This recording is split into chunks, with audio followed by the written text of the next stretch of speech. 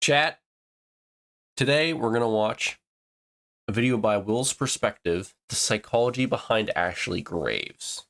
I think this could be a pretty good video.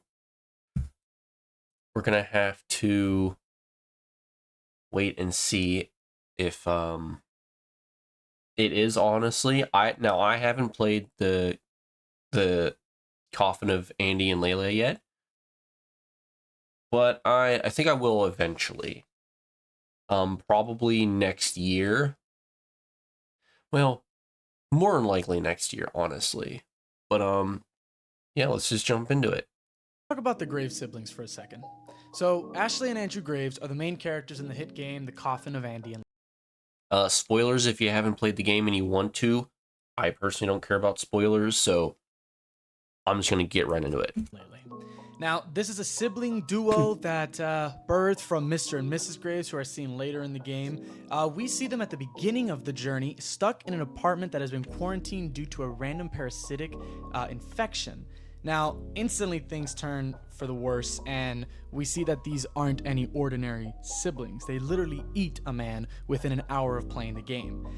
In this video, I'm going to try to tackle what it means to be one of these characters, and I want to take a deep dive into the psychological profile that is Ashley Graves. By the end of this video, I'm going to make my best effort at trying to kind of dictate what I think she may be diagnosed with, but I am no medical professional. Now, disclaimer, like I just said, I am not a licensed psychologist. I have no interest in offending anybody with my content. It's the last thing that I want to do. So if you are or know someone who is suffering or living with one of these conditions, please know that because this is a fictional character, I may be a little bit loose-tongued. I may say some things that seem a little bit extreme, but it's because ultimately I'm trying to make a point about, again, a fictional character. However, that doesn't mean that I'm trying to invalidate anybody that has any of the conditions that we talk about. So please seek medical help if you think at any point that it's too much. We're all rooting for you and we're all doing this together, and it's not easy. So with that being said, let's move into dissecting this fascinating psychological profile of Ashley Graves, otherwise known as Lele. I'm ready. Now, viewer discretion is advised for the rest of this video because it does get pretty gory, and this is your official spoiler warning. So I understand, me as well. I don't like spoilers. If you haven't played the game, I highly recommend go and do that and then come back to this video. There we go. Spoiler and gore warning. So chat, be prepared. So Ashley presents herself as a really confident person at the start of the game. Very nonchalant, she's seen more than your average person, and it makes it clear by the way that she carries herself that although she's been through some stuff, she's able to handle it and take it on the chin. The main dynamic in the game is her relationship with her older brother, Andrew Graves, otherwise known as Andy for some portions of the game, mainly by Lele, so you can kind of see a pattern there. This is not your typical sibling relationship. Ashley and Andrew are immediately right off the bat way more intimate than is typically expected from siblings. However, you could say that because of all the trauma and the PTSD that they've kind of why they act that way, at least for right now. Wait, oh dear lord, these damn ads. It is clear that Wait, I want to go back and read that. What did that say? And the PTSD that they've kind of why they act that. Okay. How do I know if I am in a trauma-bonded relationship? You're obsessed with the good old days. You keep the trauma and abuse a secret. You distance yourself from close people trying to help. You make excuses for their behavior. You know you can't please them no matter what, so you give up.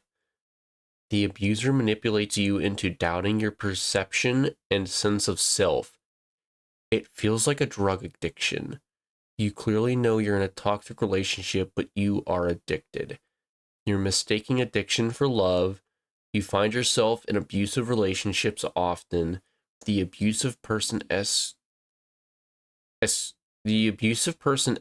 to physical abuse besides psychological abuse. Good news, chat. I don't think I'm in a trauma-bonded relationship. So that's great. I think I'm in the clear. That way, at least for right now. It is clear that Andrew is sort of the attack dog of their duo, while Ashley acts more as the brains of their partnership. It's also clear that Andrew seems obligated to protect and guide Ashley.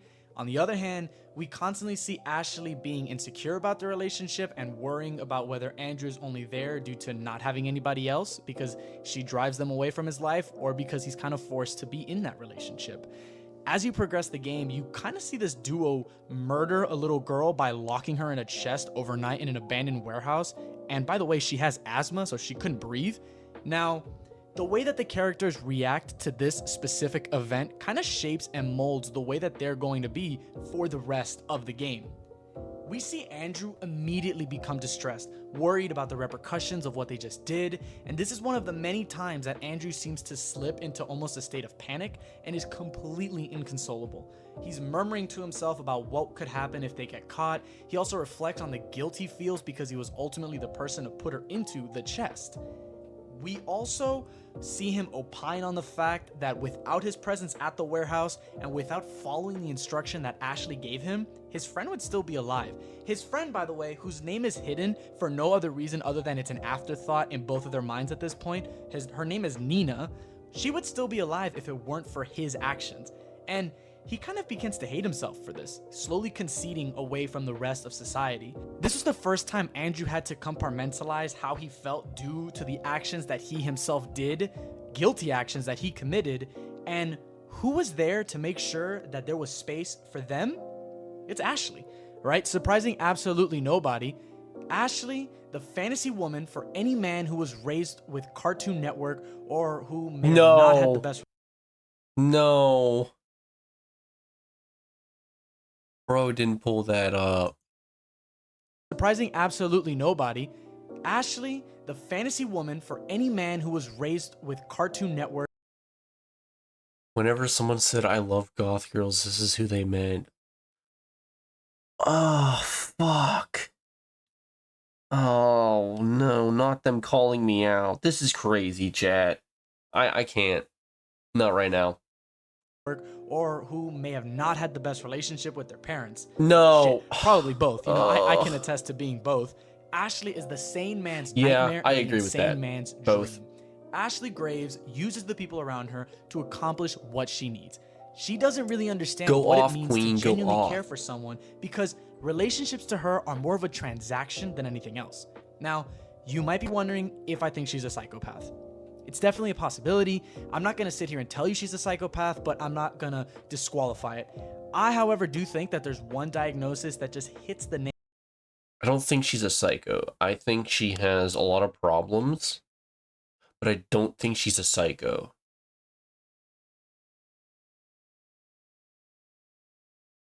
I don't even know what I could consider her, though. Nail on the head a little bit better. I think that Ashley has borderline personality disorder. Okay. BPD, otherwise confused for bipolar.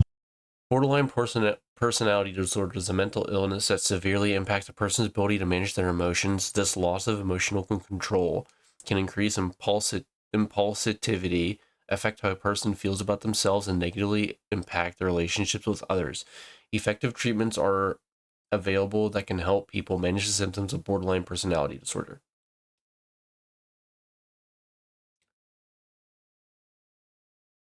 It seems logical, right? Definitely a possibility. Bipolar disorder, it is not bipolar disorder. Very important distinction. There are two separate conditions. I am talking about borderline personality disorder. Now, before we go any further into this video, let's discuss what borderline personality disorder is and what's the criteria for being diagnosed with it. Again, furthermore, for the rest of this video, anytime I refer to BPD, I'm talking about borderline personality disorder. I also just want to mention one more time that this is not meant to be an insult with anyone that has BPD watching this video, and this video is not meant to insult the Graves siblings either. I just want to look at their situation and use it more of a case study for us to discuss and build a discussion around. Now, According to the American Psychiatric Association, the criteria to being diagnosed with BPD is a pervasive pattern of instability and interpersonal relationships, self-image and effects, and marked impulsivity beginning by early adulthood and present in a variety of contexts, as indicated by 5 or more of the following. And it lists 9 different criteria. Symptoms of borderline personality disorder, BPD: unclear or shifting self-image, unstable interpersonal relationships, mood swings, impulsive and self-destructive behavior, fear of rejection or abandonment, self-harm and suicidal tendencies, explosive rage, feelings of emptiness, loss of touch with...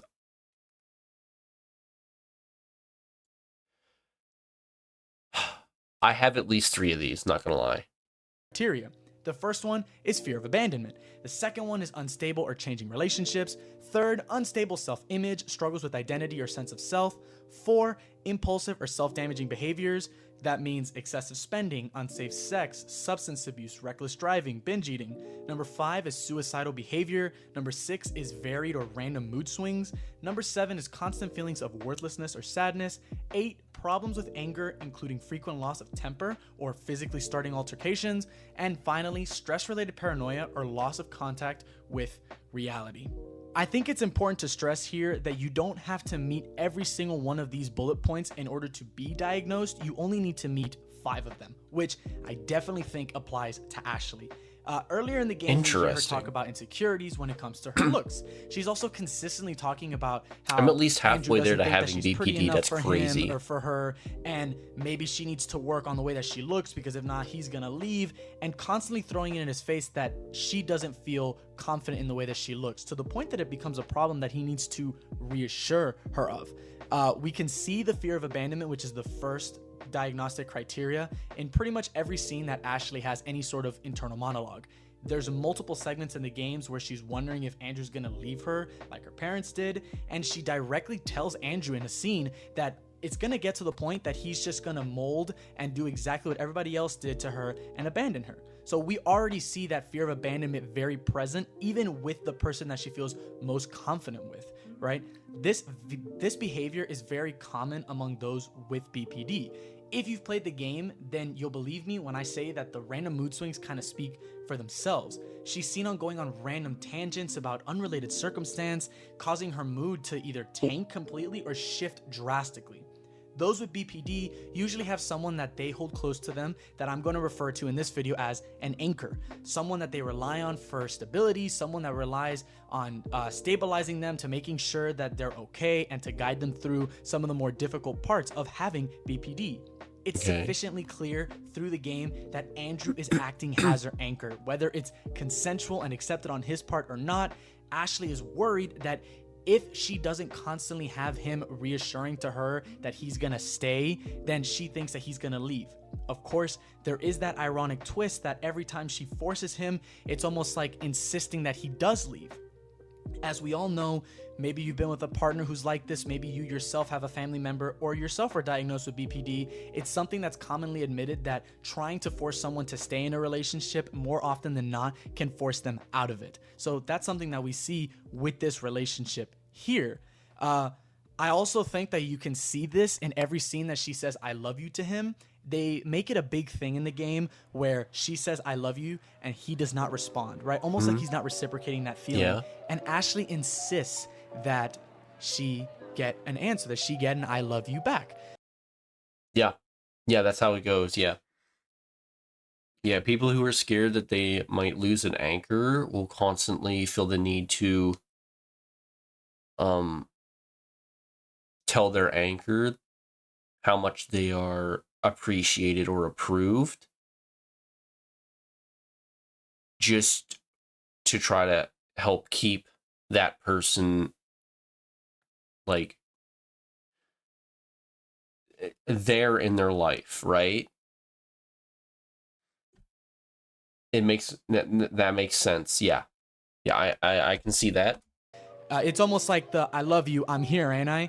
that idea, right? It's almost like she's trying to control him with the I love you, constantly make him say, hey, I need you to say that I love you to kind of plant this seed and further ingrain this idea. When in reality, I personally think that while that idea isn't too far off, it may even have some semblance of truth in it, I think it's more about just reassuring her that they're okay, that she's doing fine. And we kind of see this when she calls him Andy instead of Andrew after multiple times of Andrew telling her to not call him that. Almost like testing the water, making sure we're on good ground and nothing bad has happened. We're in a good place right now. In terms of what specific criteria I think Ashley meets in the diagnosis criteria, I think it's pretty clear that numbers 1, 3, 4, 6, 7, 8, and 9 are pretty much present in every scene that Ashley's in, making her a clear candidate for this disorder. Now, for the final part of the video, we need to discuss what happens at the end of one of the endings for episode 2. If you've played this game, you know what I'm referring to. Interesting. Damn ads. But unfortunately, we have to talk about it. So count this as your trigger warning if you are easily offended or triggered by discussions of cannibalism or incest. There we go. Cannibalism? Yeah. Stop watching now. You've been warned, chat. Anyone watching the video? While I haven't mentioned the cannibalism and the demonic summonings throughout this video, kind of due to their lack of relevancy, they do happen.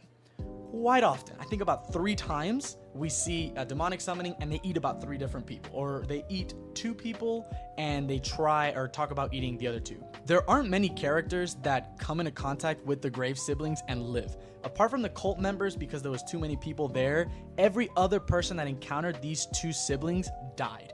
Whether it's due to being in the way of their goals, tying up some loose ends, or just due to food concerns because they're hungry and they're gonna eat you, the Graves siblings kill, eat, or sacrifice anyone who spends too much time around them. The way the siblings see murder and cannibalism shines a light on the way both of them rationalize their decision, while also demonstrating the lack of care for human life that Ashley Graves displays. Whenever someone becomes a problem, Ashley immediately suggests killing them, while Andrew tries to figure out some alternative options.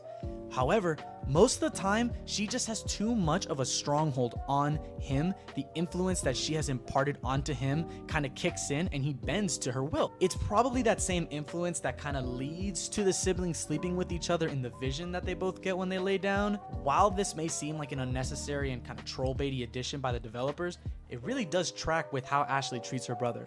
She even says it herself, she thought it would happen eventually, right? Due to that transactional view that she has over relationships, Ashley just kind of thought that it's going to get to the point that I need to sleep with him to make sure that he doesn't leave me or go anywhere else. It's nothing out of character for her. Ultimately, where does this leave us? Ashley and Andrew are responsible for the deaths of 8 people, some in self-defense, while slowly descending into a worse mental headspace. As we go into the unreleased chapter 3, we can really only hope and pray that the siblings get better from here. As viewers and as players, we're kind of in a deer in a headlight situation where all we can do is wait to watch what happens. Now, for the $1 million question. If I were to pretend to be Ashley's psychologist that she so desperately needs, what would I diagnose her with? Well, I think I can confidently say that she has borderline personality disorder. I also think that due to the way that she was raised and the way that she talks about certain traumatic pasts, she does have post-traumatic stress disorder. I've seen a lot of controversy and discussion online about whether or not she has antisocial personality disorder instead of borderline personality disorder. And while I respect that opinion, it's just like wrong.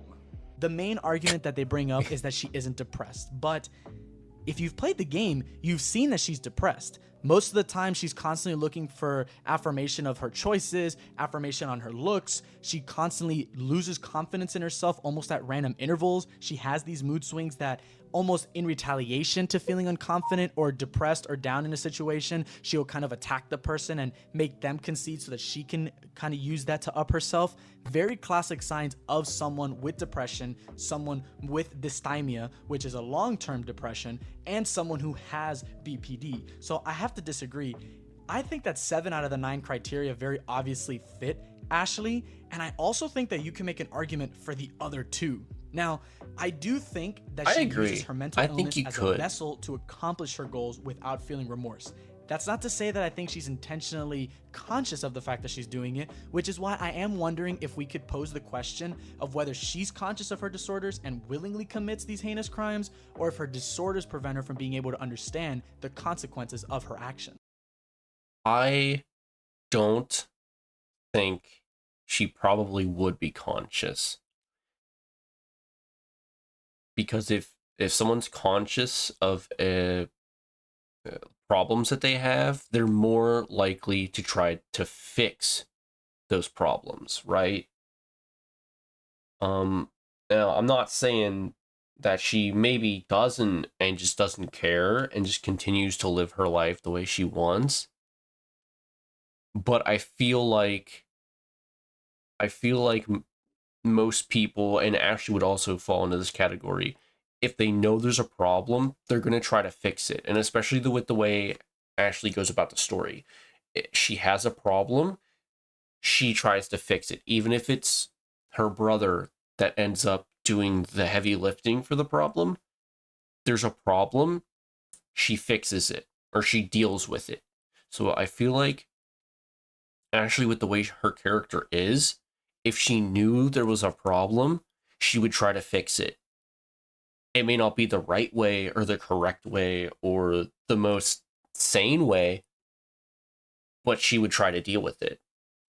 So I personally don't think she would know about the issues that are plaguing her, maybe. But I digress, right? Like I haven't played the game yet. I don't know the full story,